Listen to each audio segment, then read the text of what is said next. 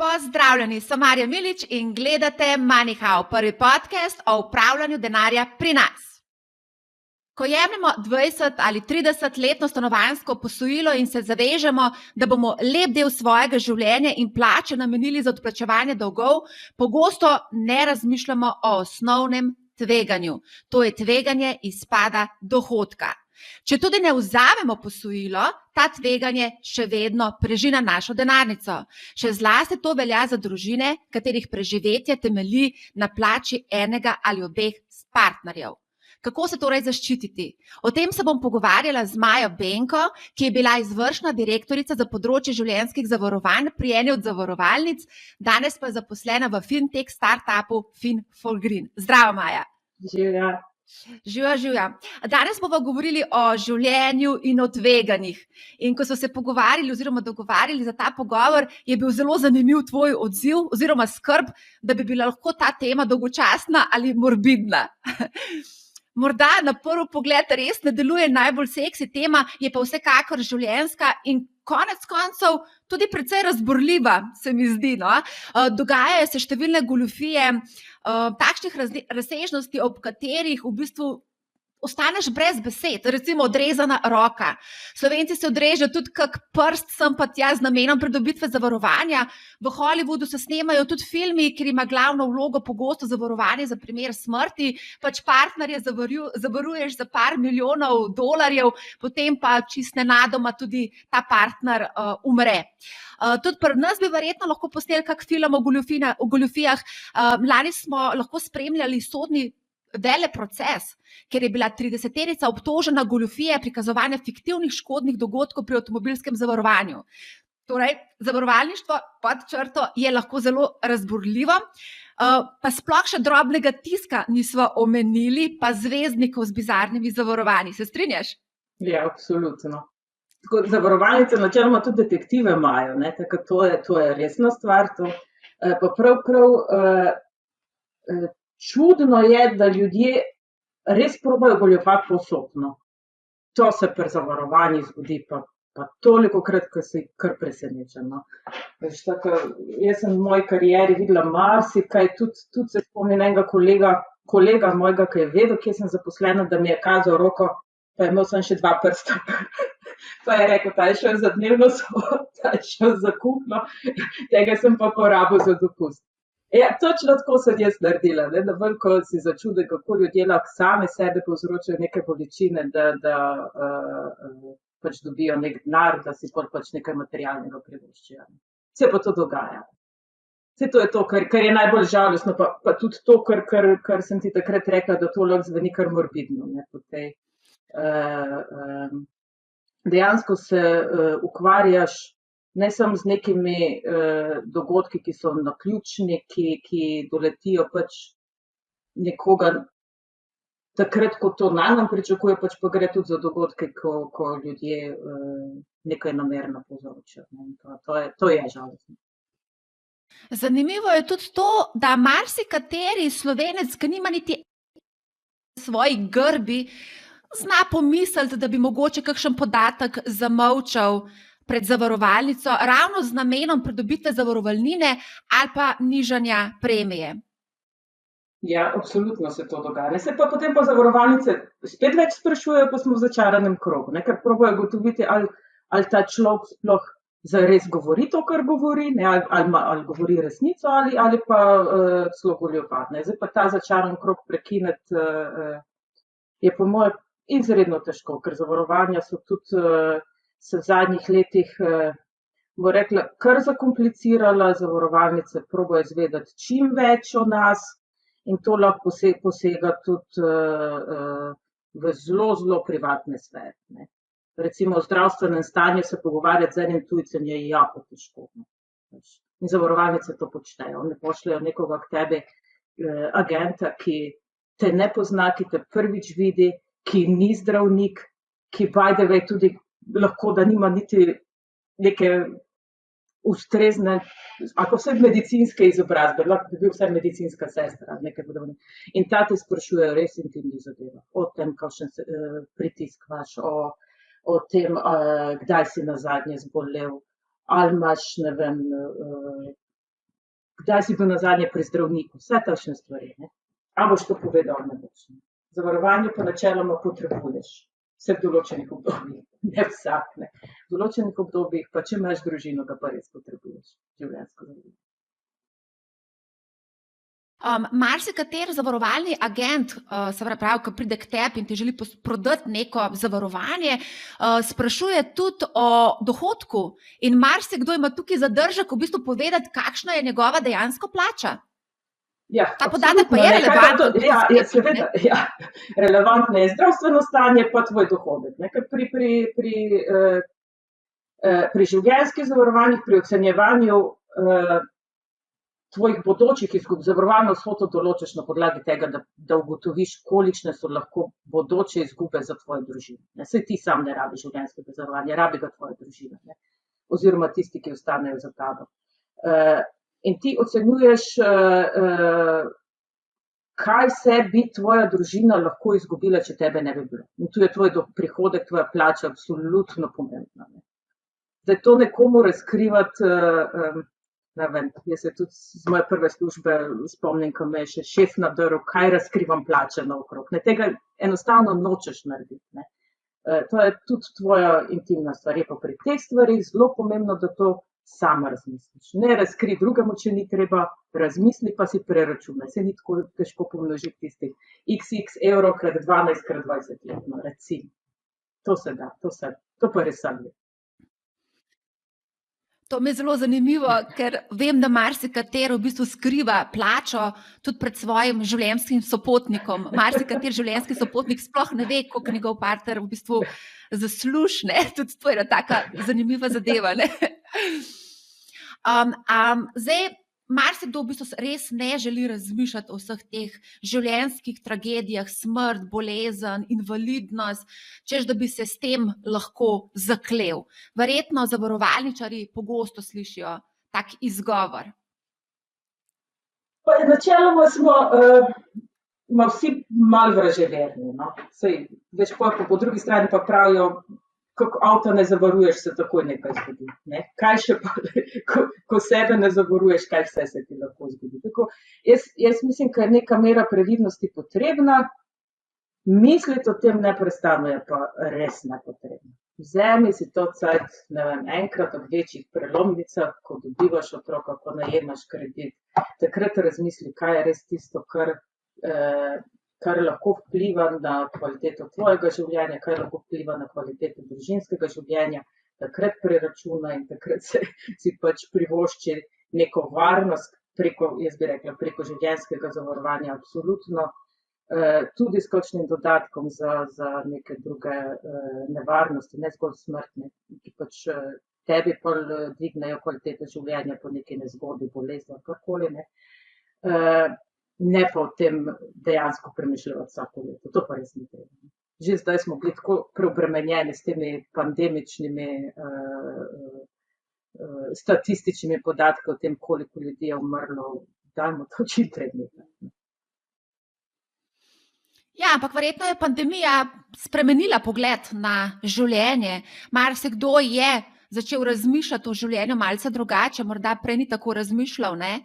Ampak zdi se mi, da bolj, ko se približujemo poletju, se nekako tudi malo pozablja na vse te posledice pandemije, na vse bolezni in smrti, ne. Vsi bi radi čim prej zaključili s to epizodo tega našega življenja, celoletnega trpljenja in bi vsi radi šli lepo na počitnice, nekam ležati na plažo in uživati, ne. Ja, točno tako je, saj tudi jaz pa ti verjetno. Ja. Ja, absolutno, mislim, to so res takšne stvari, težke,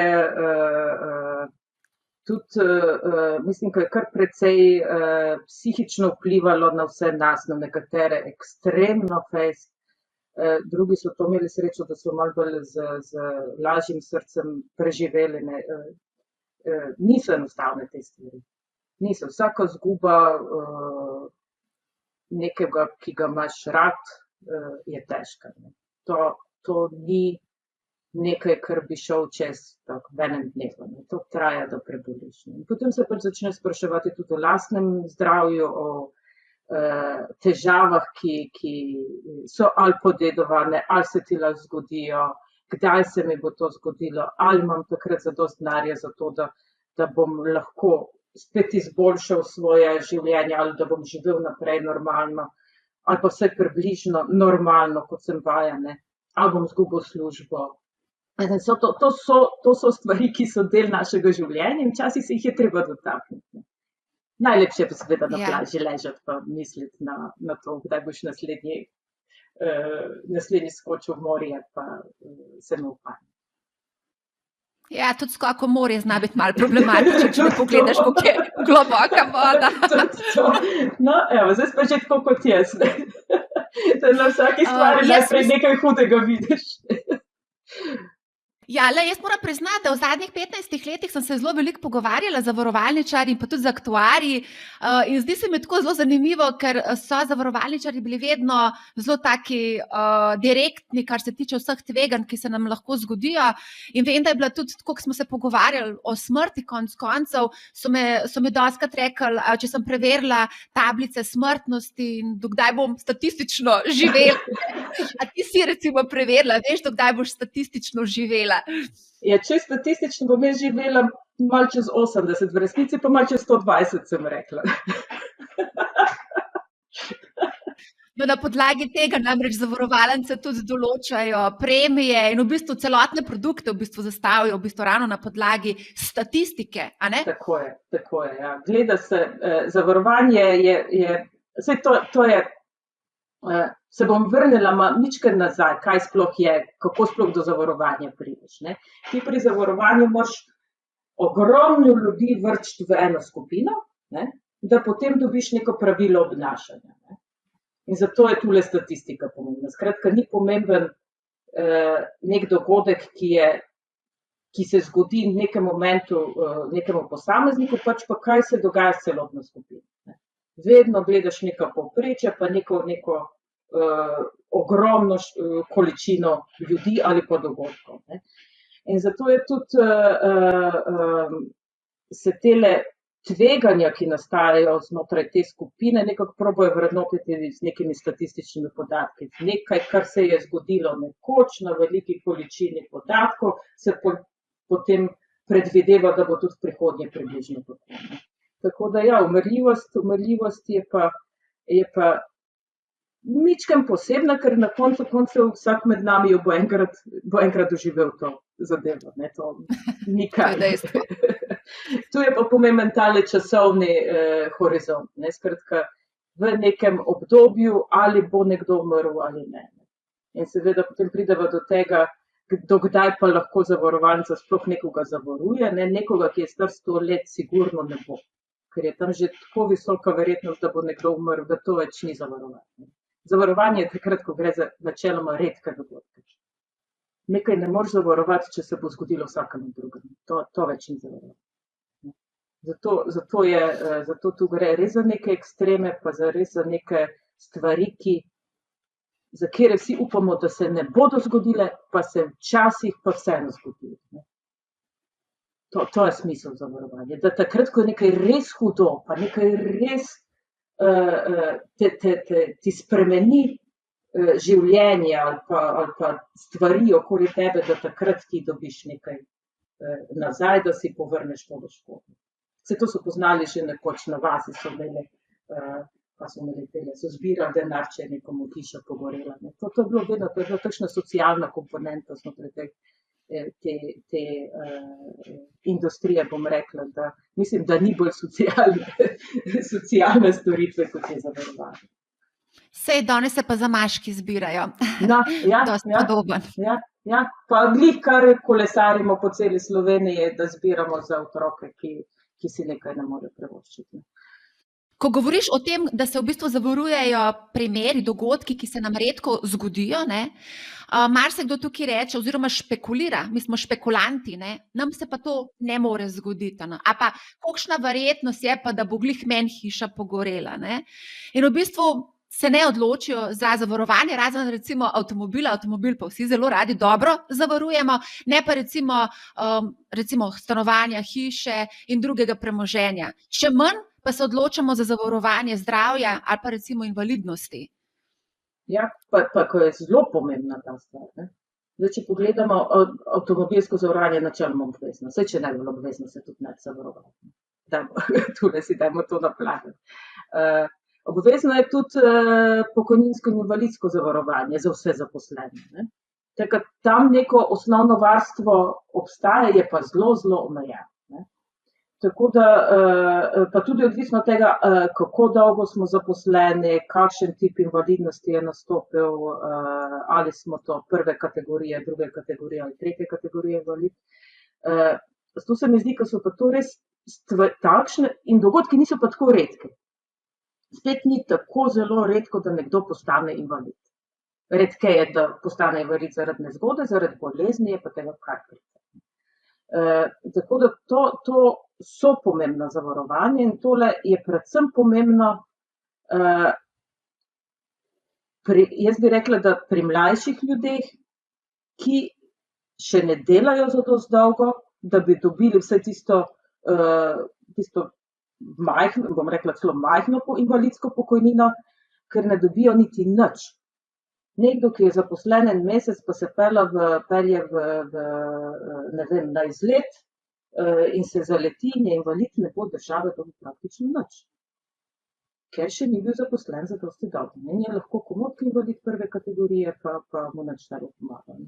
Tako tu obstajajo neke rešitve na zavarovalnem trgu, predvsem je v Sloveniji tradicionalno zavarovanje nezgodne invalidnosti, bistveno manj pa invalidnosti zaradi bolezni, ki je tudi bistveno dražje, ker zaradi bolezni smo hitreje invalid, kot pa zaradi nezgode, ki jih je manj. Ja, mogoče, če lahko tukaj dodam en primer konkreten, imam enega kolega, ki je postal tetraplegik že pri, mislim, da 23 letih in zato, da si je prilagodil življenje pač življenje invalida, je potreboval več kot 100.000 evrov. S tem, da pač ta oseba nikoli več v življenju ne bo mogla delati oziroma ne bo mogla trgu dela, ne. To se je treba zavedati, da pač s tem, ko postaneš invalid, ne moreš potem kar ustvarjati prihodke oziroma s težavo in nekako je pa treba življenje vseeno financirati. Tukaj so potem še drugi stroški, stroški oskrbe, stroški nakupovanja različnih pripomočkov in to je never ending zgodba. Je pa res, da tudi samega zavarovanja pogosto ravno te mladi nimajo urejenega, tako kot si rekla, ne? Ja, najredkeje se zavarujejo prav mladi ljudje, ker pravijo, to se meni nikoli ne bo zgodilo. Ali pa se zavarujejo... Ponavadi se res ne. Se pa, včasih pa gre. Lahko pa se tudi zavarujejo, ampak se pa v bistvu za bistveno prenizko zavarovalno vsoto. Se pravi, rečeš si, ok, nekaj malega bom plačal, glih toliko, da bom nekaj malega dobil, ampak polkrat, če se ti slučajno to zgodi, so pa stroški res neverjetno visoki, ne? Tako je. Teh 100.000 je res še mali znesek, bi jaz rekla. Invalidnost, trajna invalidnost, res ti popolnoma spremeni življenje. Vse ljudje živijo naprej, se navadijo, se prilagodijo, samo stane pa bistveno več. Sploh zato tudi, ker nimaš niti možnosti, da bi dosegal tolikšne prihodke, kot jih sicer, ne, če nimaš teh... Dotaknile se bova tudi tele invalidnosti zaradi bolezni. Mogoče lahko tukaj kakšen primer daš, kdaj nas lahko bolezen pripelje do invalidnosti? Ja, recimo možganska kap. To ni nezgoda. Pa ne umreš zaradi nje, ostaneš živ, pri možganski kapi ponavadi polovica telesa ne funkcionira v redu in to je, evo, pa smo tam. Živiš naslednjih 20-30 let, prilagoditi pa moraš vse okrog sebe. Statistično gledano, kdo je bolj podvržen recimo možganski kapi, če zdaj omenjaš?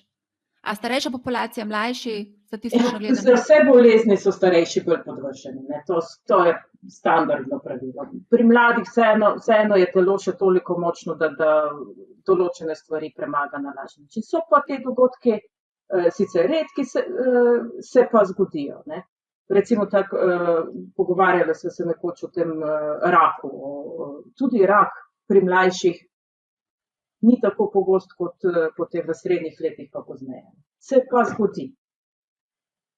Ljudje umirajo pred 20 leti zaradi raka, ali pa še prej, tudi otroci. Te stvari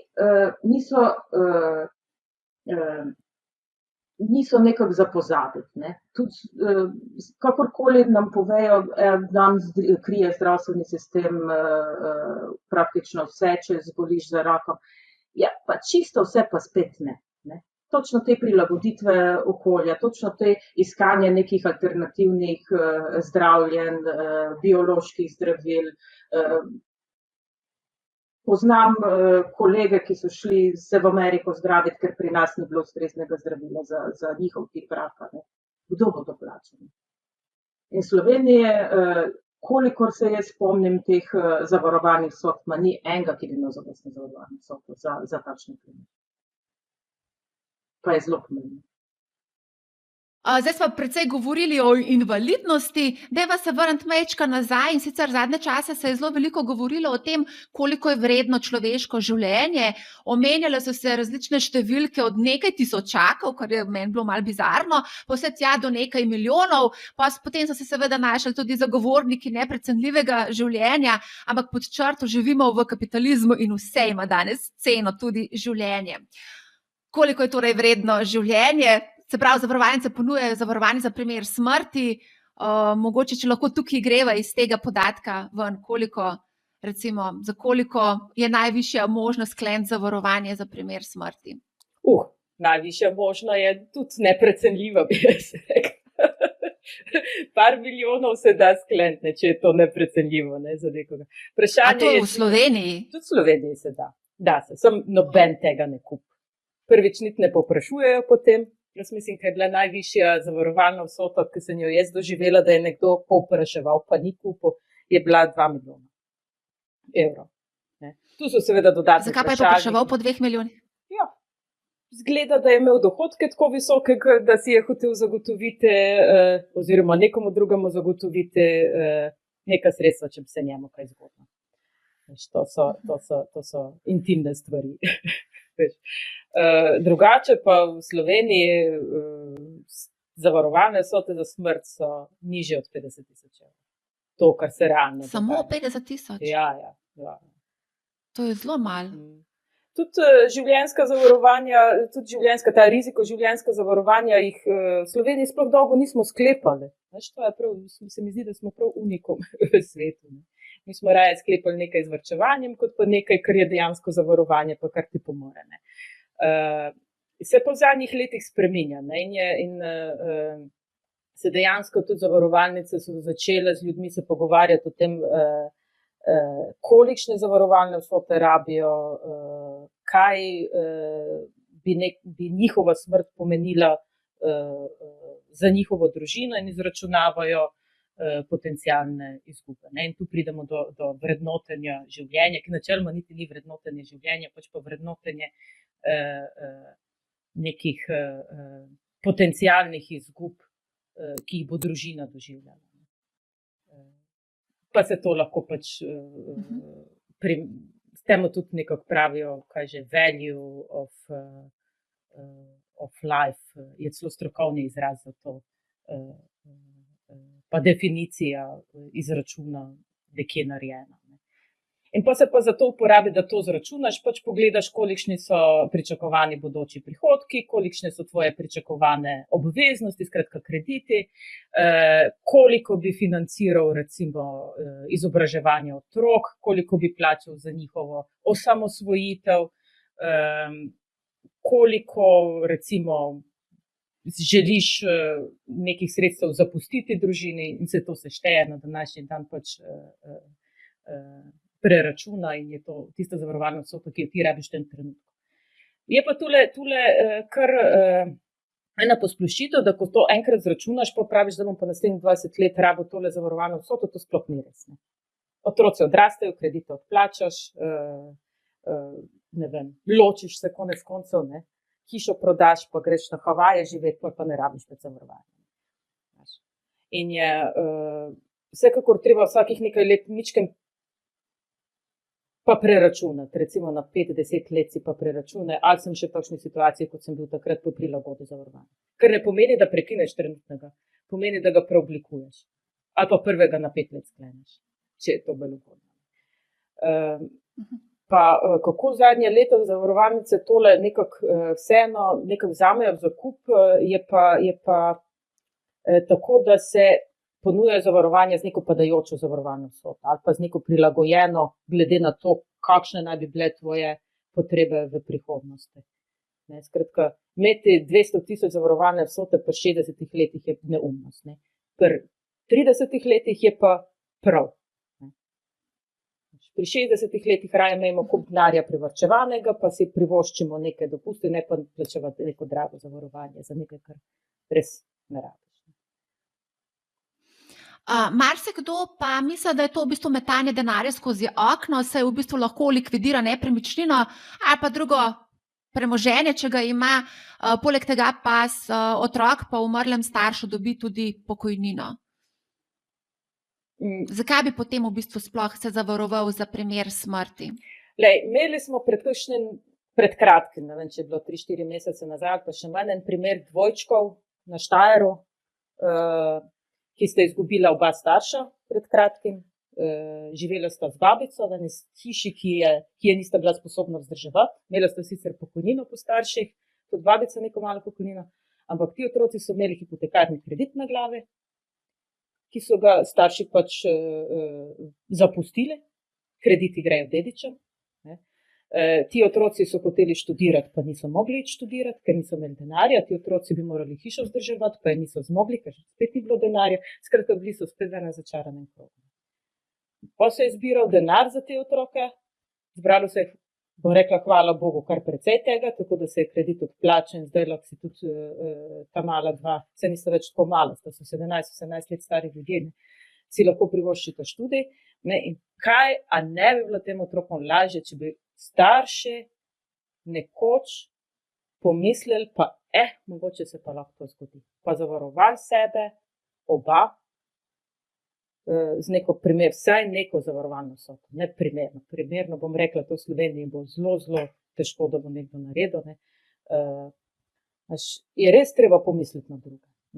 Kakorkoli smo v kapitalizmu, pa smo malo egoisti, pa gledaš nase, pa se grebeš zato, ko bo tebe dobro. Sem, ko imaš pa družino, je pa to druga stvar. Je pa res treba pomisliti na to, kaj, sploh če so otroci, kaj bo z njimi, če mene ne bo. Ne samo, ko ne bo deležen neke topline, pa nekega vodenja, pa neke pomočine, finančno ga lahko tako zdelaš, da bo imel za nič življenje. Tako da jaz absolutno ne mislim, jaz sem tudi to zgodbo opazila in moram priznati, da me je kar malo prizadela. Ja. Sem pa v preteklosti že spoznala tudi kakšnega mladega človeka, ki je bil do grla zadolžen na račun svojih staršev. Ampak ja, to je ta odgovornost starša, da poskrbi za otroka tudi potem, ko starš umre. Zdaj, a lahko likvidiraš nepremičnino? Ja, lahko jo prodaš, lahko si v situaciji, da jo moraš zelo hitro prodati, kar pomeni, da lahko tudi izgubiš kar precej denarja. Po drugi strani se mora pa pač tvoja družina tudi izseliti iz doma, ki ga pozna praktično celo življenje, zaradi tega, ker pač ti je bilo škoda recimo poskrbeti za ustrezno zavarovanje. Zdaj, ko govoriva ravno, ta zgodba teh dveh dvojčkov je bila ravno vezana na posojilo, ki ga je vzel oče, preden je umrl, ne vem koliko časa preden je umrl. In danes marsikater mlad človek, mlade družine, jemljajo stanovanjska posojila, se zadolžijo za 20-30 let.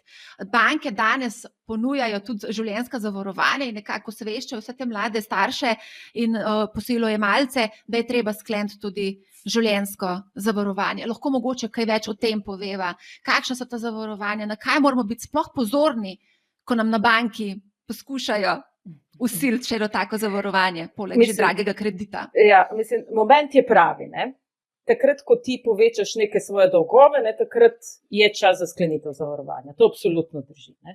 Zdaj pa na kaj moraš paziti, ko kupuješ življenjsko zavarovanje v takem primeru, je to, da ne preplačaš zadeve.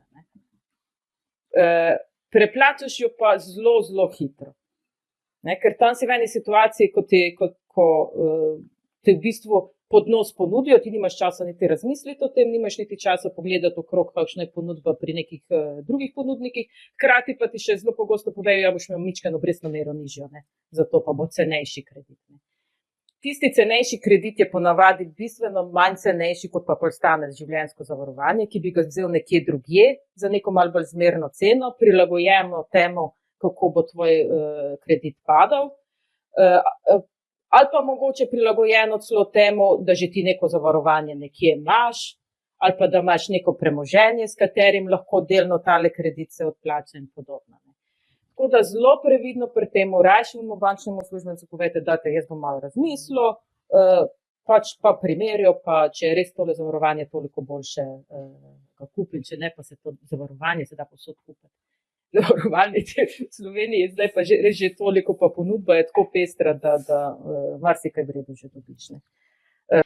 Ja, ampak pogosto banke dejansko poskušajo nekako vsem prepričati, da vzameš zavarovanje, riziko zavarovanje preko banke. In to seveda z razlogom, ker je bančnik dobi verjetno provizijo za prodajo tega produkta, predvidevam. In nikakor noče upoštevati že sklenjeno tvoje življenjsko zavarovanje. Ja, to so poslovna pravila, ki jih banka ima, na to bomo težko vplivali. Ne? Je pa... A je to sporna praksa? Jaz bi rekla, da je. Tole, načeloma, če ti dejansko sklepaš tole zato, da zmanjšuješ tveganja pri kreditu, pa je čist nepomembno, kje je to zavarovanje sklenjeno. Pomembno je, da se pač tole zaveže zavarovanec, da bo pač zavarovanje namenjeno poplačilu kredita in pol se to pač izvede. Da pa se to pogojuje z sklepanjem pri točno določeni zavarovalnici, je pa sporna praksa.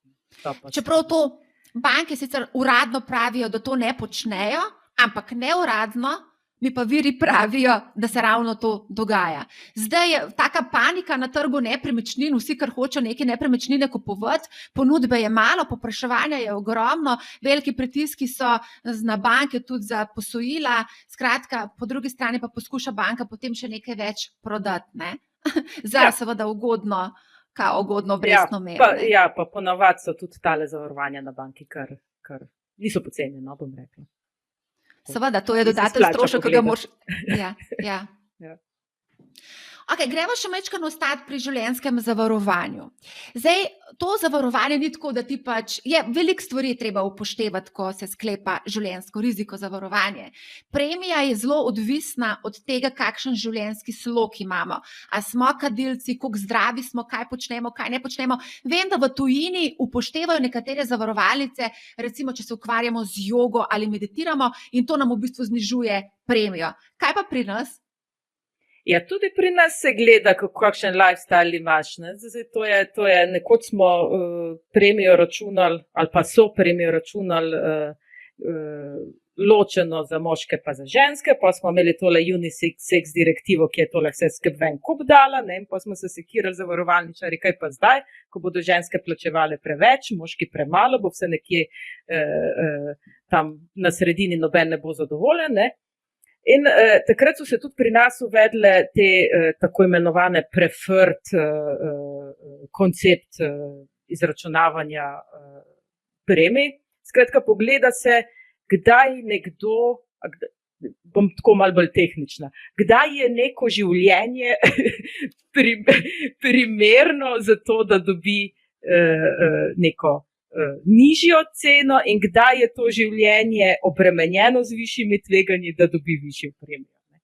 Tako, to je ta preferred life koncept, in pa se pogleda, ali je, skratka, ti imaš res po domače povedano živeti idealno, ne kaditi, ne piti, malo športati, ne biti predebel, ne se z hudimi, nevarnimi športi ukvarjati, ne biti v rizičnem poklicu, da dobiš pa tisto ceno, ki je neko standardizirano za neke preferred life življenjske stile. Vse, kar je pa naprej, je pa ali gledamo to kot pribitek na ceno ali pa kontra zniževanje za boljši lifestyle. Pomeni pa to, da so pač zavarovalnice neke tveganja, ki jim je nekdo izpostavljen v življenju, ovrednotile. Ne.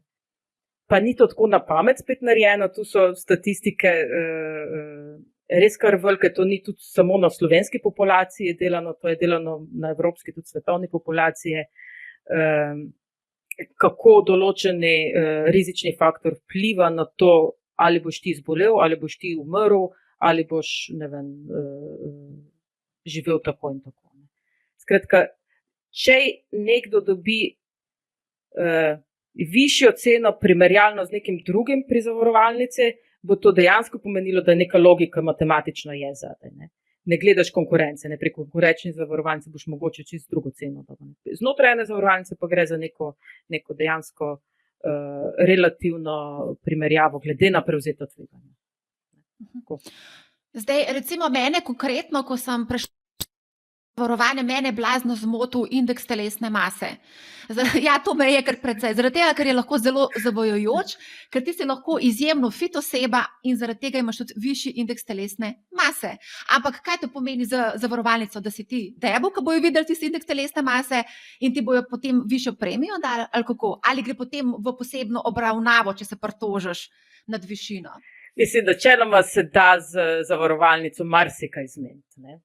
Če ti dejansko veš, da nisi pretežek zaradi tega, ker si res rad zelo dobro ješ, pa preveč ješ, pa se ne gibaš, ne, potem ima smisel to zavarovalnici povedati. Vprašanje, kako bodo odreagirale. Določene popustijo v narekovajih, določene bodo pa vztrajale pri tistih svojih faktorjih. Ne. Je pa, tako kot smo se že prej pogovarjali, gre za povprečenje. Ne. Povprečju je dejansko res, da tisti, ki imajo višji BMI indeks, ne, umirajo prej, zbolijo prej. In tisti, ki imajo prenizkega tudi. Ne. To so ali res predebeli ali pa res presuhi. Potem je pa nek vzrok zadaj, zakaj se to dogaja. Ali gre tu za neke sladkorne bolezni, ali gre za ne vem, neke druge vzroke, zakaj je nekdo, ali se ne giba, ne. Zakaj je nekdo tako debel, po domače povedano, in je težko ugotoviti od daleč. Ne. Tako da splača se povedati. Zdaj, mogoče nič niso povedali o ceni. Višja, recimo, je zavarovalna vsota, recimo 200, 300, 400, 500 tisoč evrov, dražje je seveda tudi zavarovanje, ne? Ja, to je nekako logično. Ne? Je logično, ne. Ponavadi je na enoto določena cena, ok, nekaj je fiksnega dela. Drugače pa ja, več ko kupiš, več plačaš, ne. Ja. Pa mogoče se splača tudi omeniti to, da prej, ko skleneš zavarovanje, je cenejše in za daljše obdobje skleneš, je cenejše ali ne? Ja, spet odvisno od zavarovanja, pa od tega, kakšno dejansko je zavarovanje. No? Oziroma, kolikšne so zavarovalne vsote v posameznem obdobju. Prej, ko skleneš, seveda zavarovanje cenejše, zato ker je tveganje takrat za nastanek nekih bolezni ali pa smrti bistveno manjše kot pozneje, ko si starejši. Ne? To je splošno pravilo. Ne? Zdaj pa, ali je to, da ti skleneš danes za 30 ali pa za 40 let res smiselno, to je pa drugo vprašanje. Ne? Načeloma ti plačaš danes za takrat, ko boš star 50 let. Ne, reci si star 20 let, pa plačaš za takrat, ko boš 50 let. Ja, kava, če te ne bo več takrat, ko si 50 let. Že takšno, čisto enostavni preračun ti pove, da mogoče pa res plačaš preveč. Na eno leto se življenjska zavarovanja ponavadi ne sklepajo. Ne. To res nima nekega hudega smisla, ker preučiš, kolikšna bo izguba na daljše obdobje. Tudi v enem letu računaš, okay, če sem zdaj zdrav, se mi ne bo, načeloma, če bom naprej še zdrav živel, mislim, da se mi nič ne bo zgodilo. Ne? Čez 5 let pa morda že kakšna bolezen pride. Ne? V Sloveniji je praksa, da se življenjska zavarovanja sklepajo na 10 let. Najmanj. Med 10 do 30 let. 10 let je predvsem zaradi davčne obravnave. Ker če skleneš zavarovanje na 10 let, je avtomatično cenejše za tistih 8,5%, kolikor je davek od prometa od zavarovalnih poslov. Ne? In to je praksa. Ni pa to nujno, lahko tudi za krajšo dobo skleneš. Če plačaš za daljšo dobo, pomeni, da bo tudi tvoj strošek znotraj zavarovanja nekoliko višji. Sploh, če boš ti zavarovanje prej prekinil, pol si ga pa absolutno preplačal. Tako da tu spet nek smiselni razmislek o tem, za katero obdobje se zavarovanje sklepa, je to, kdaj so tisti dogodki, oziroma kakšno je moje okolje, kakšna je moja družina, da bi lahko bila neka izguba, da bi neka izguba za njo pomenila toliko in toliko. No. In za tisto obdobje skleneš, potem pa znova se spet ukvarjaš s tem, ali boš imel neko zavarovanje. Kaj pa je zapaziti, pa takrat boš pa spet šel skozi tako imenovani sprejem zavarovanja. Skratka, če si ti vmes malo zbolel, se zredil, ne, bo takrat lahko cena pa z tega naslova višja. Ne. Če pa ti normalno živel, normalno živel, pazil na svoje zdravje, se gibal, ne vem, se ti načeloma in bil v tistem velikem povprečju, ko se ti res nič ne zgodi, ne, potem pa te razlike ne sme dobiti. Kvečemu bi rekla, da je še celo cena lahko nižja, ker se pa umrljivost znižuje. In bodo takrat tele podlage, recimo mortalitetne tablice, ki jih uporablja zavarovalnica, lahko pa že bolj ugodne. A veš, na začetku sem omenila Hollywood, ne? In v Hollywoodu, razni te filmi, so pač, imaš te zgodbe, ko se sklene neko zavarovanje partnerja za milijonske zneske in potem tisti človek nenadoma slučajno umre. Ne? A smo imeli kdaj kakšen tak primer pri nas, da bi nekdo v bistvu s tem namenom zavaroval? Jaz, ko sem enkrat to poizvedovala pred leti, to je že res kar nekaj let nazaj, tega primera nisem zasledila. A mogoče je bil kakšen tak primer? Jaz celo mislim, da so bili takšni poskusi takšnih čudes. Ne? Mislim, vsekakor so ljudje, tisto, kar smo odrezano roko smo omenjali, so se ljudje zavarovali za to, ali pa so jih zavarovali za to, da so jih potem poškodovali, ali pa so se poškodovali in iz tega naslova dobili neke zavarovalne sope. Ne. Da bi pa nekdo dejansko potem ubil nekoga. Jaz konkretnega primera z moje prakse sicer ne poznam. Je tudi standard, da je, pa tudi po zakonu je, da se zavarovalnina ne sme izplačati nekomu upravičencu, ki je namerno povzročil smrt zavarovani osebi. Ne, to je nekako že zakonom izključeno. Če se nekdo to spravlja delati, mora zelo paziti, da ga ne dobijo, ker tega res ne bo dobil tega denarja. No, če bo sam ničken dvom, da je to res naredil. Mogoče ideja, ne tega delati. Ne tega delati, ne te dobijo, pazi. Kaj pa recimo v primeru samomora? Samomori se pa dogajajo. To pa je kar nekaj teh. Se pravi, da se zavaruješ za čim višji znesek, potem pa narediš samomor. Tako. Ja, sploh, če se ljudje zvejo, da so bolni, da so na smrt bolni. Takrat je velika želja potem, da se zavarujejo in prvič zlažejo pri tistih vprašanjih o zdravstvenem stanju. Ne.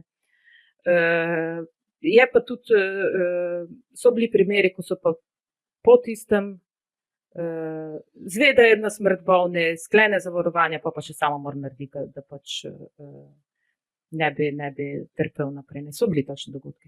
Je pa tudi tule izključitve so ponavadi pri življenjski zavarovanji, skratka ni izplačila nekih zavarovalnih sodb, če se samomor zgodi v prvih nekaj letih. Ne. Pozneje pa je. Pozneje pa to ni bilo, ko zavarovalnica ugotavlja, da ni bilo sklenjeno s tem namenom, potem to načeloma ni problem. Je pač neka oblika smrti. Ne. Če pa se ugotavlja, da je bilo sklenjeno z nekim goljufivim namenom zavarovanja, potem so pa penali. A si ti že kdaj v svoji praksi, ti si bila 20 let v zavarovalništvu, a si ti že kdaj v svoji praksi imela tak primer, da se je izplačala zavarovalnina na podlagi nekega samomora? Ja. To zdaj tako povedala, kako Ni redko. Ne, pa čakaj, pa Slovenci delamo ful samomore. A nismo mi ta drugi ali ta tretji za Finci pa Mađari? Ni to tako redko. Ja, kakšne so pa potem zavarovalne vsote v teh primerih, če lahko mogoče od do rang poveš? Ja, veš, to je pa zelo težko povedati. Težko se ve. Ponavadi so malo više, če s tem namenom greš sklepati. No. Ja. Takrat to res ti je pomembno. Ne? Jaz se spomnim pred leti, ne, ko sem tako malo brskala za temi zavarovalnimi policami, me je malo zanimalo, kaj Slovenci sklepamo. Ne, in sem našla kar nekaj primerov, ko je v bistvu partnerka sklenila za svojega partnerja življenjsko zavarovanje, celo brez vednosti njegove. Ne. To se pa ne sme. To se ne sme, ampak se dogaja. Ja. No, ne sme se, ne smeš, neveljavno je takšno zavarovanje, če ti ne veš, da je nekdo zate sklenil zavarovanje, oziroma da te je zavaroval. Tu se pa dejansko mora to oba strinjati. Tisti, ki plačuje oziroma sklene zavarovanje, pa tisti, ki je zavarovana oseba. Tako, načeloma, takrat se tudi premije ne vrnejo, če nekdo tako naredi.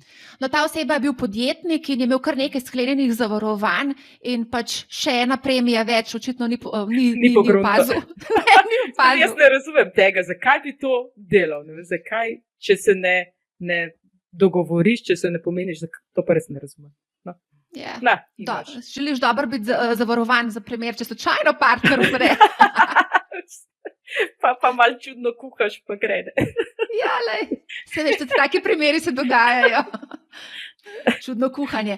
A greva naprej. Prej si omenila, kako pred leti so zavarovalnice bolj prodajale naložbena življenjska zavarovanja in manj riziko življenjska zavarovanja. Jaz imam odgovor na to vprašanje oziroma na tvojo trditev, in sicer zavarovalnice so nekako pušale naložbena življenjska zavarovanja. V bistvu sama življenjska zavarovanja niso zadosti seksi, dodala se je komponenta naložba. Takrat, ko so bile v Sloveniji blazno popularne te naložbena življenjska zavarovanja, smo imeli tudi rekorde na borzah, ne? Tako da mogoče iz tega naslova. Dajva še majčkeno pokomentirati naložbena življenjska zavarovanja, kdaj to sklepati, kdaj ne sklepati. Ja, tako je, ne? Začelo se je malo drugače, kot si ti rekla, ne? Veš, najprej so bila mešana življenjska zavarovanja v Sloveniji, sploh ni bila riziko zavarovanja, sploh ni bilo. Pol so pa nastale najprej pokojninska zavarovanja, pa so šele nastala naložbena življenjska zavarovanja. Tako dolgo sem že v tem pohobla, ko sem vse te doživela. Tako je, ne? Naložbena življenjska zavarovanja mislim, jaz sem magistrirala z naložbenih življenjskih zavarovanj, tako da jih imam načeloma rada. Ne? Jaz jih imam rada zato, ker če so prav narejena, bom zelo previdna, no? Če so prav narejena, ti lahko pravilno skombinirajo nek tvoj odnos do varčevanja, pa tole varnostno komponento, ki se ti nekako poklopita tako, da takrat, ko ti rabiš riziko zavarovanje, ga imaš velikega, ko pa rabiš privarčevana sredstva, jih pa v enem istem inštrumentu dobiš. Ne? Kar je tu problem pri naložbenih življenjskih zavarovanjih je, da so lahko predragi. In potem tale naložbena komponenta nekako izgubi svoj smisel, ker preplačaš tisto, kar s temi naložbami dejansko hočeš doseči, skratka nekaj privarčevati. Ne? In tu je ta glavni problem. Ne? Drugače je pa sam finančni inštrument čist lušen, čist ta pravi smisel ima. Ne? Enkrat eno visoko, drugič drugo visoko, pa skrbiš za to, da takrat, ko se recimo upokojiš, imaš nek denar za obdobje, ko več ne služiš, toliko denarja privarčevati. Kdaj ga kupiti? Jaz bi rekla, glede na trenutno situacijo, cenovno pri teh zavarovanjih, redko kdaj. Zelo lepo si to povedala. Jaz jih sicer kar nekaj imam, ne? Jaz imam še z tistih starih cajtov tudi tale naložbena zavarovanja, ko so bila mogoče mičkeno cenejša, pa ko si lahko prišel do neke naložbe skozi ta zavarovanja, ki je vsebovala neko garancijo pri naložbi, skratka da ne pade pod neko minimalno vrednost in ki je drugje nisi mogel dobiti. Ne? Pa zraven neka zavarovalna komponenta, ki ti pa krije res tiste izpade oziroma neke hujše dogodke.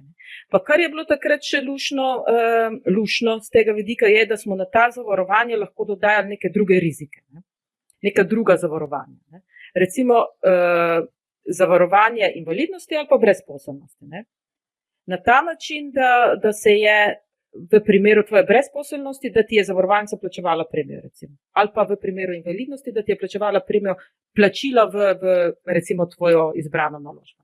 To so te dodatni benefiti, ki jih prek zavarovanja lahko v neko varčevanje pripelješ, ki ga preko vzajemnih skladov ali pa preko direktnega nalaganja v neko delnico ne moreš.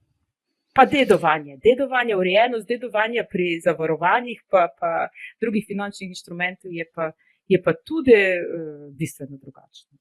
Ja, kakšno pa je konkretno v primeru naložbenih?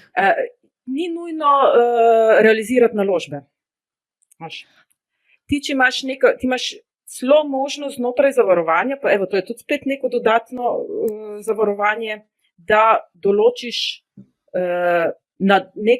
če imaš recimo 2 zavarovana, ta je najlepši primer. Zavaruješ sebe, pa določiš kot naslednjega zavarovanega svojo ženo. Če se tebi kaj zgodi, da pač nadaljuje s to naložbo. Ne? Kar pomeni, da ne realiziraš tistih dobičkov, ne plačaš davka in ona recimo, če takrat glih padla ta naložba, počaka tistih par mesecev ali pa leto ali 2, da se nazaj nekako naložba pomore. To so takšni lušni inštrumenti, kjer lahko ti vplivaš malo na to, optimiziraš recimo svoje varčevanje. Je pa spet druga stvar, koliko si za to plačal. Ja. Jaz mislim, da sem že večkrat tako javno povedala, da sem zelo proti kombiniranju raznih produktov, sploh pa zavarovanja in pa naložbe. Tako da tukaj sem bila jaz zelo jasna. Tudi takrat, ko sem v bistvu pisala te članke, nobenemu iz zavarovalnic to ni bilo preveč všeč.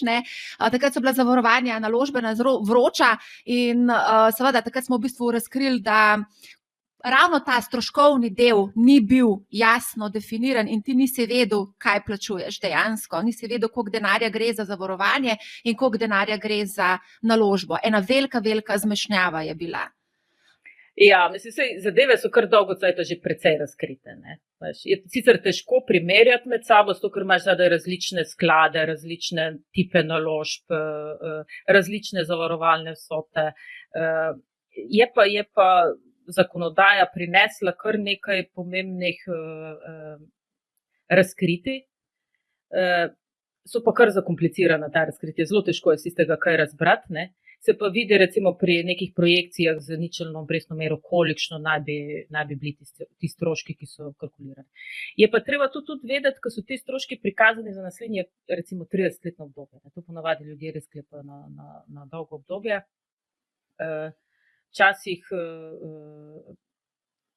Včasih to res tako daleč zgleda kar hudo.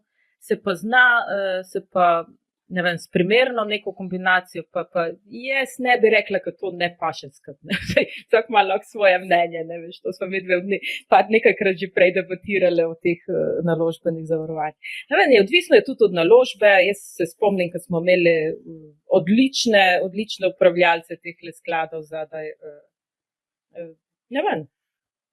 Je pa za pogledati, dejansko vsak naj pogleda, naj si preuči te stvari, denar metati v neko skledo, kar tako, to mislim, da noben več ne dela. Ne. Takrat leta 2006, 2007, 2008, takrat se je pa res marsikaj dogaja. No pa zdaj se tudi, ne. Zdaj se v tele, kriptovalute tudi včasih mečejo enormni denarji, spet so ljudje kredite jemali s to, ko so nekaj šli, pa je bil pa naslednji dan pol manj vreden. Ne bomo dozoreli, ne. Ja, se tudi naložbena življenjska zavarovanja, bruto obračunana premija je kar precej upadla in upada vsa zadnja leta, tako da zanimanje za to vrstne produkt je drastično upadlo. Je pa zanimivo, nedavno mi je neka znanka povedala, da je zavarovalni agent ponovno v bistvu nekako vsiljeval ta produkt, da je bolj, da se sklene naložbeno življenjsko zavarovanje, kot pa direktno, da se sklene preko DZU-ja, družbe za upravljanje. No, jaz ne bi trdila, da je to res boljšno. Je pa smiselno pogledati. Vedno lahko dobiš kalkulacijo od enega pa od drugega, kakšno zavarovanje, riziko, spadajočo zavarovano vsoto prišteješ k tistemu, kar bi sicer dalagal v sklad, pa dobiš neko primerjavo. Pa se pa odločiš glede na to, ali ima res neke potencialne dodatne benefite, kot je tisto razno zavarovanja priključeno za brezposelnosti ali pa invalidnosti, ne, ki pol pomenijo za moje pojme pomenijo nek dodatni added value na naložbo. Zdaj, velikokrat uporabljajo agenti kot nek argument za prodajo davčni vidik. Se pravi, po 10 letih si oproščen plačila davka na kapitalski dobiček. Če recimo realiziraš oziroma prodaš zavarovanje oziroma naložbeno zavarovanje, si oproščen plačila davka. Ja, davek je tisti, ki ponavadi najbolj udari neko varčevanje, ne, ali pa neko naložbo. Ne. Načeloma je tule, izvirni greh v temu, da je zavarovalna pogodba drugačen tip pogodbe. In naložbena, tudi to po obligacijskem zakoniku, ne, naložbena zavarovanja se obravnavajo kot zavarovalna pogodba. In iz tega sledi marsikaj, kar načeloma ne bi smelo biti res, če bi zadevo obravnaval kot kombinacijo neke resno zunanje naložbe in pa zavarovanja. Tega tu je možnost za nek napredek, pa za neko malo bolj večje poenotenje teh dveh finančnih inštrumentov. Bi pa po moje bilo treba za ta namen kar obligacijski zakonik nič ne spremeniti. Ko bi ga tako bilo treba spremeniti za zavarovalno pogodbo. Kako pa je z plačilom agenta? Vem, da so te stroški bili zelo visoki in da prve 3 leta je zavarovalnica kar zamolčala znesek privarčevanih sredstev na naložbenem računu. Ja, ne vem, če ga je zamolčala. Ja, niti poslala izpiska, ne, tako da ti niti nisi vedel, koliko imaš prihrankov. Ja, tako je, ne. Ponavadi so te plačila agentom se izvedejo v bistveno krajšem obdobju, kot je pa tvoje obdobje trajanja zavarovanja. Ne. Zavarovanje smo rekli, da se sklepa za 10 do 30 let, agent pa načeloma svoje delo naredi zdaj in pričakuje, tako kot vsak drug normalen človek, trgovec ali pa uslužbenec ali karkoli, da bo plačan zdaj, ne čez 20 let. Tako da so plačila za sklepanje zavarovanj v prvem letu, 2, maksimalno 3. Nekoč se je izplačevalo sproti, to že tudi več kot 20 let nazaj sproti, z plačilom premije, pa mislim, da se je v zadnjih letih spet obudila ta ideja, da bi vseeno podaljšali način izplačila provizij agentom, pa nisem prepričana, da se je kam daleč prišlo. Je pa drugače, pa če gledaš pa celotno bodočo premijo, pa to, kar dobi agent, niti ni tako zelo dosti. Problem je, da včasih tole, ali pa zelo pogosto, tole trajanje zavarovanja ni tako dolgo, kot je človek to najprej predvidel, da bo. Ponavadi je po nekaj letih zavarovanje prekinjeno. Zakaj pa je prekinjeno? Kaj so glavni argumenti? Glavni argumenti je spet zelo težko posplošiti, ne. Nekaj ljudi pravi, da so bili zavedeni, pa tega ni tako dosti. Potem so presenečeni nad tem, kolikšna je vrednost po nekaj letih, čeprav so dobili informativni izračun, kjer so bili te nizki zneski, sem tega takrat noben ne gleda. Ne. Potem je spremenjeni lifestyle, recimo želim si nekaj drugega. Pa potem je tudi se zelo pogosto zgodi, da spet pride nekdo ali z iste ali z druge zavarovalnice, ki mu proda pa nekaj novega, pa starega, pa zdaj ne rabne. Marsikaj se tu zgodi. Ne. Je pa res, če se za nekaj odločiš, če podpišeš finančno pogodbo za 30 let, da boš plačeval nekaj, daj to razmisli najprej. Razmisli, ali boš 30 let res plačeval, ali boš to res uporabljal in če se nekaj zavežeš, se probaj tega držati. No. Razen, če je res nekaj čisto. Ja, te police so se dostikrat prodajale z grožnjo. Kaj vse se ti lahko zgodi in kakšne drame se lahko zgodijo in gor in dol. In v bistvu, ja, agenti so pogosto tudi zavajali, ker konec koncev agent je plačan od provizije, on mora živeti od nečesa, ne? In njegov cilj je, da čim več proda. Ja, imaš motive takšne in drugačne. Seveda je agent, to je njegov osnovni posel, ne? Tako ti je posel tistega, ki nalaga tvoj denar, da pridobi čim več iz tega njegov posel, da proda zavarovanje. S tem, ker pa vseeno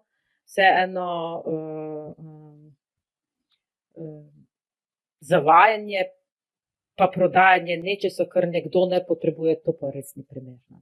Mi smo se kar precej trudili takrat, da bi takšne slabe prakse preprečevali. V vseh primerih sigurno ne gre. Vedno so neka gnila jajca. Ne bi pa rekla, da so pa vsi taki. Ne, vsi niso, ampak mečejo slabo luč definitivno, ravno taki.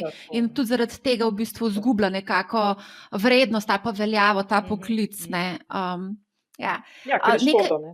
Ker to načeloma ti moraš kar ogromno energije vložiti v to, kar se naučiš na različnih zavarovanj. Vsi agenti, ki grejo na trg, ki pridejo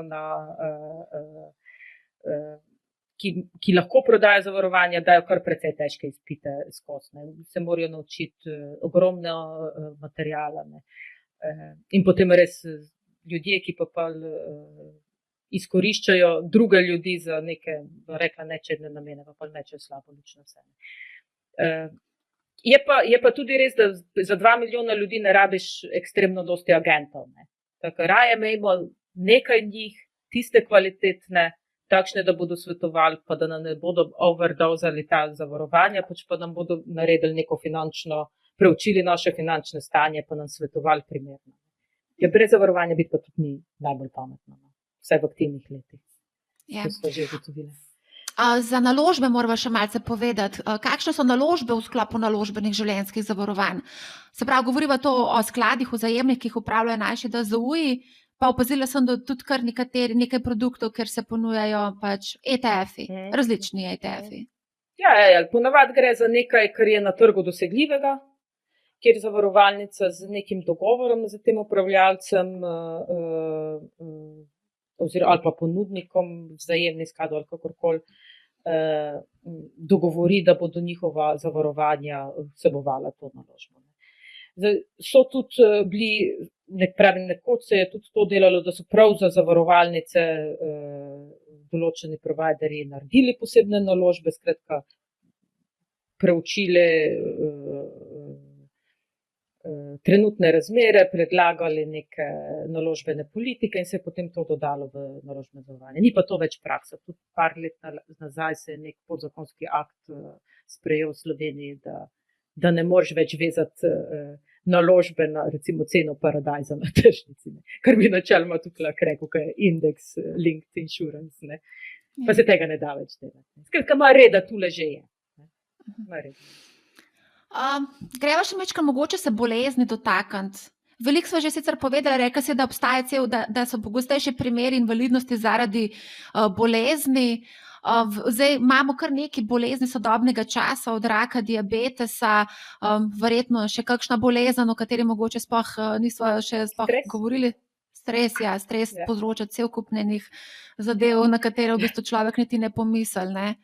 In kaj zdaj narediti, ne? Zavarovanje kakovostnega na trgu za hude bolezni. Mislim, jaz, kar sem gledala nazadnje, nisem našla neke preblazno kakovostne ponudbe. Tudi, ko greš brati pogoje oziroma drobni tisk, to moraš biti doktor, da razumeš, o čem je govora. Napisano je tako neprivlačno, da je odbijajoče že na ne vem koliko kilometrov. Ja, to je res, ker je to težko razumeti. To ponavadi zdravniki pomagajo pisati te pogoje. Je pa tako, kot smo se prej pogovarjali, tu gre res za hude bolezni. To ne more biti seksi, to ne more biti privlačno, to so ekstremni primeri, to je tisto, kar se ti nikoli ne zgodi, pa se ti vseeno zgodi. In takrat je treba si življenje prilagoditi. In zavarovanje teh hudih bolezni ali kritičnih bolezni ali težkih bolezni zavaruje točno takšne primere. Imaš raka not, imaš kapi, imaš, mislim, da tudi v Sloveniji že obstaja neko zavarovanje, ki te s temi zaradi posledic stresa izplača neke odškodnine. Gre res za mislim, jaz pa mislim, da je pa to tisto zavarovanje, ki ga pa res moraš imeti. Ja, moraš ga imeti, ampak upam, da ga lahko skleneš kakovostnega, ne? Jaz mislim, da ga lahko. Jaz mislim, da so ta zavarovanja kar kakovostna, ne. Je sicer za prebrati, da imaš stopenjska izplačila, oziroma da v res tistih ekstremnih primerih hudih bolezni dobiš celotno zavarovalnino izplačano, v blažjih oblikah pa neko nižjo ali polovično. V tistih res zelo pogostih oblikah nekih bolezni oziroma zelo blagih oblikah pa načeloma zavarovalnine. Imaš stopenjske zadeve, tudi večkratno izplačilo, recimo eno izplačilo, če imaš raka, potem naslednje izplačilo, če si imel kap, ne. Tega se sicer ne veseliš, ne moreš to kar seštevati teh zavarovalnih sod, ker to pa je res še redkeje, da te bo doletelo 2-krat zapored ali pa 3-krat celo. Je pa tudi tako, ko ti enkrat zboliš za tem, potem imaš ti diagnozo postavljeno, potem ti tam točno piše, kaj ti je. In že ti zdravnik ti lahko verjetno pomore, da ti pove, ali je to, kar si ti tam imel zavarovano ali ne. Najprej ti gre diagnozo postavljati, pol te zdravijo. In ta zavarovanja, če jaz prav vem, so v Sloveniji za prvo diagnozo, za naslednje, če si pa ti že nekoč prebolel recimo raka, pa za isto obliko raka ti po moje več ne krije. Vse mislim, da so vsa, ne vem, če je kera, ki bi krila večkratno pojavitev. V tujini takšno zavarovanje tudi obstaja. Je pa spet dražje. Ja, sej. To je logično. Če je neka stvar pogostejša ali pa bolj verjetno, je zavarovanje avtomatično dražje. Tu je direktna korelacija. Ja. Okay, zdaj bova pustila to bolezen malo na stran. Gremo se dotakniti mogoče še zelo aktualne zadeve, čeprav se število brezposelnosti trenutno, mislim, da zmanjšuje, ampak nekako v prihodnje je pričakovati tudi malo pretrese tudi na trgu dela.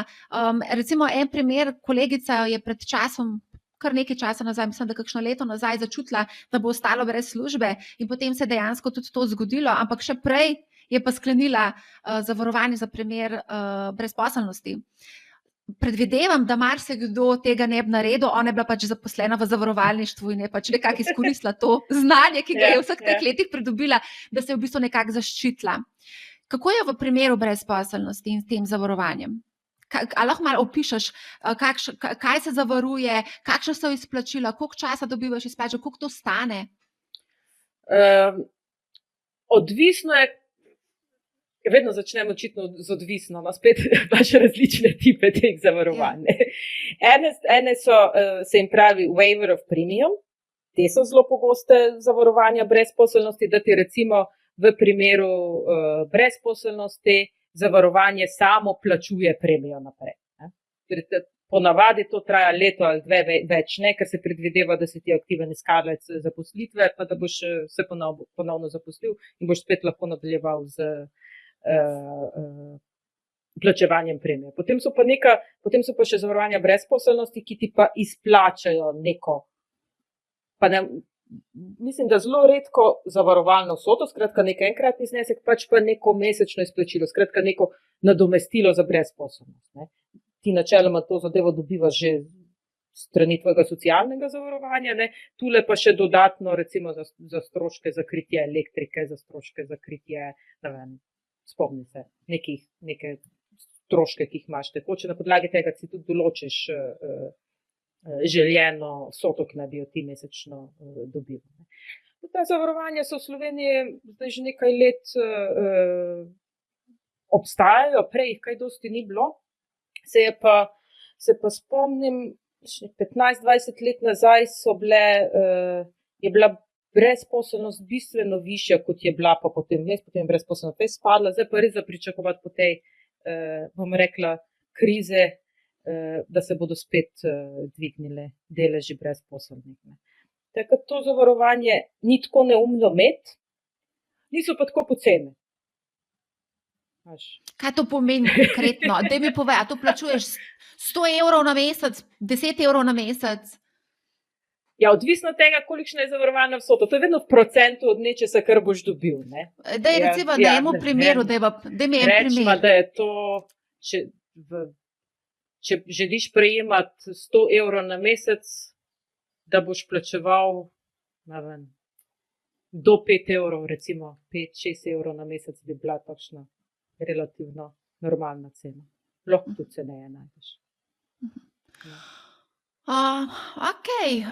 Daj, a lahko mogoče sam še za konec poveš, katera zavarovanja recimo potrebuje zelenijec, milenijec, X generacija, boomer, pa če se lahko samo osredotočiva na ta življenjska, pa spustiva nekako premoženjsko. Premoženjska mi je jasno, avto, dom, pa verjetno še kakšne zadeve znotraj hiše in je to, ne? Pa kakšen traktor, če ga imaš. Pa zdravje, to se šteje pod premoženjsko zavarovanje. Ne? Zdravje, absolutno. Ja, zdravstveno zavarovanje rabijo te najstarejši, bi jaz rekla. To je tisto, kar je takrat nujno. Ne? Pa kar težko dobiš tudi starejši. Skratka, ko si res starejši, ko si v penziji, zelo težko dobiš neko kvalitetno zavarovanje.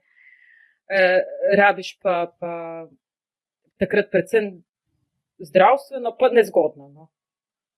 nezgodno. Pričemer so pa te dnevne odškodnine spet takšne, ki jaz jih ne bi nikoli prodajala, ne, so pa zelo povpraševane, ne, sploh med upokojence, ki res nimajo izgube dohodka, če je doma po neki poškodbi kosti, ne, pa je to recimo hit poletja vsako leto v Sloveniji.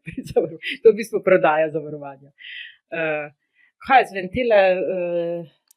Generacija. Ja, moja generacija, to smo mi. Ja. Ja, mi rabimo predvsem za penzijo šparati. No. Tega bo premalo. Jaz bi rekel, kaj je to pokojninsko zavarovanje ali pa nekaj, ker nalagaš nekaj, da boš imel takrat neke prihodke. Pa zdravstveno zavarovanje. Mene že vse boli.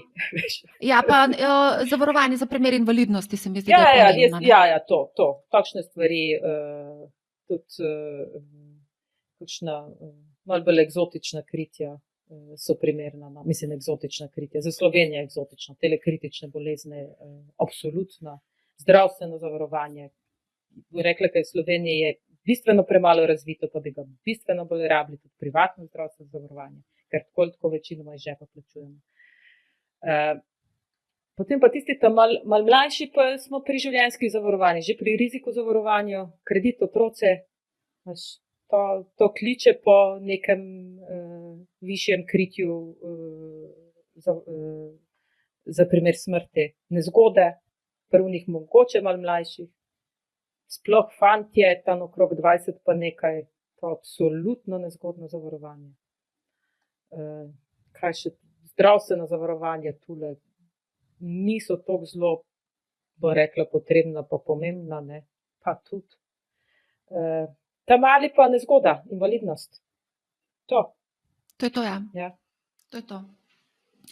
Mogoče dajva sam še eno stvar, InsurTech. Lansko leto smo videli vstop na borzo Lemonade, Samorok, ne. Se pravi, čeprav zavarovalništvo velja za eno tako zelo konzervativno panogo, ker se vse zelo počasi premika. Enkrat sem bila na enem razgovoru, so me povabili na razgovor za službo v zavarovalništvu. Moram priznati, da ko mi je začel razlagati, kako se uvajajo spremembe, me absolutno ni mikalo, da bi šla delati v zavarovalništvu, ker to, da pride od ideje do realizacije, je zelo, zelo dolga pot, pa zelo veliko nivojev je, pa marsikateri na določenem nivoju ima že malo probleme z egotom.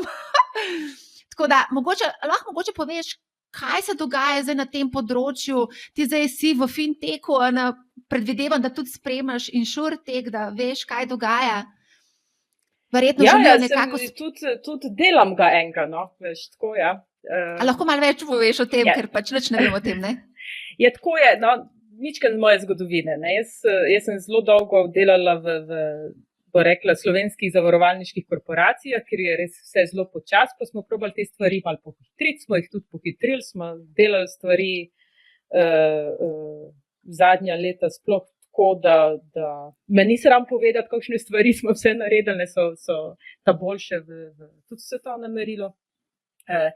Ja, zdaj pa so pa zavarovalnice dejansko zelo, zelo konzervativne, kar se tiče tega, da se gremo prodajo pa svetovanje po spletu. Ne. Tule je vseeno ena velika količina ljudi zadaj, ki izgubljajo, ki potencialno lahko izgubijo zaposlitev, ne, to se o agentih pogovarjava. In vseeno gre za nek odnos tule tudi do zaposlenih. Jaz mislim, da je to kar precej ena izmed osnovnih brems, ki zavarovalnice drži zadaj, pa tudi neki zastareli informacijski sistemi, stari, bo rekla, žnje let, ki se jih težko prilagodi neki sodobne prodajni ali pa svetovalni sferi. Ne. Tako smo naredili, tudi v Sloveniji je nekaj takšnih poskusov, tudi sama sem pri GoToInsure. Je ena spletna, ima namen postati spletna zavarovalnica, ne zgolj slovenska, bolj evropska ali pa še širše, ki si predvsem želi, da bi bila zavarovanja fair pricana, skratka cenejša, ki bi bila prilagodljiva, pa ki bi bila primerna za določene tipe ljudi. Ne. Skratka, da ne bi nekoga dejansko prisiljevali v nakup, pač pa da bi mu omogočili nakup tistega, kar res rabi. To je tista velika želja, da nekaj takšnega naredimo. Imamo že case, imamo delujočo zadevo, zadaj deluje tudi nek algoritem, ki ceno prilagaja skupine. Tako da upam, da bo tole uspelo, ne? Pa da bomo dobili tudi slovensko insurtech uspešnico, boljšo od Lemonade, kaj se bo upala tudi na področje življenjskih zavarovanj spustiti. Ne? To je cilj. Življenjska zavarovanja narediti dobro. Se pravi, zdaj, kaj pa prodaja ta zavarovalnica Go2Insure? Zaenkrat še ni zavarovalnica, zaenkrat je tole še agencija, trenutno pa prodaja bolj takšna manjša premoženjska zavarovanja. Prvo je bilo lansirano marca letos, je pa zavarovanje v bistvu aktivnih ljudi, ki ti zavaruje zraven še tvoj bicikel, pa malo mobilnosti zraven. Ta drugo je pa lansirano, zdaj ta teden, je pa travel cancellation, ki je pa spet aktualno za nas vse popotnike, ki nas lahko doleti, da ne bo, da nam zavarovanje se odpove. Cilj je pa, kot se rekla, priti v Evropo, narediti življenjsko zavarovanje, ki bo poceni, ki se bo prilagajalo boljšemu življenjskemu slogu, nekako avtomatično, pa ki ne bo od tebe zahtevalo nekih res detaljnih osebnih podatkov, pač pa bo probalo oceniti tvoj lifestyle na nek drugačen način. A zdaj, ko si omenila travel cancellation, to je absolutno zelo aktualna stvar.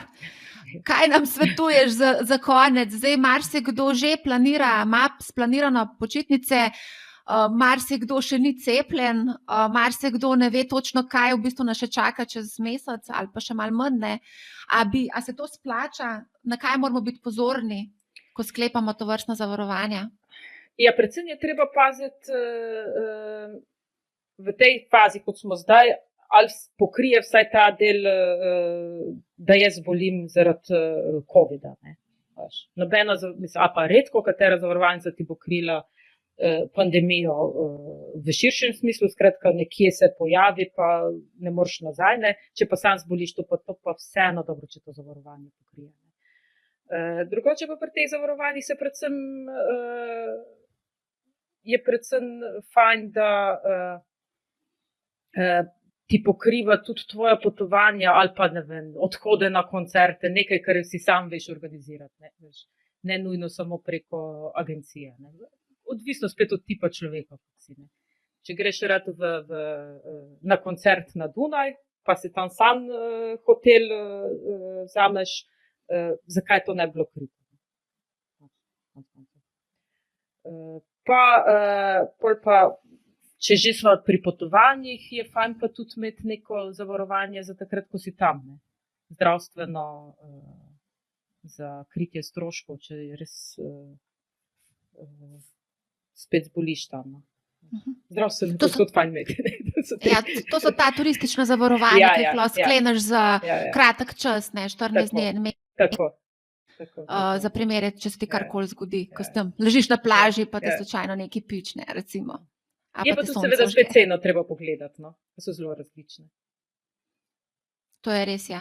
Zelo različne so, tako da je treba biti zelo previden. Na splošno pa v vseh stvareh, vseh zavarovanjih in vseh življenjskih stvareh, ne. Evo, jaz mislim, da sva več ali manj obdelali, to je zelo na splošno bilo danes, drugič bomo malo bolj poglobljeno in še bolj v detajle posamezne, seveda, zavarovanja še šli pogledati. Meni je zavarovalništvo ful zanimivo. Jaz sem v bistvu začela se ukvarjati z osebnim financam, najprej s tem, da sem začela zavarovalne police študirati, brati pogoje, zelo dolgočasno, ampak zelo zna biti zanimivo potem, ko pride dejansko do škod, in pa tudi konec koncev izplačil zavarovalnic za primer različnih teh dogodkov, ki se nam lahko zgodijo v vsakem trenutku, ne. Tako da, Maja Benko, ja, hvala za zelo zanimive odgovore in za pogovor in še enkrat hvala in sva na vezi. Ja, hvala tudi tebi, no, sem počaščena, da si me povabila, no, in sem zelo vesela, da lahko kaj povem še o zavarovanjih. No, hvala ti in lepo se imej.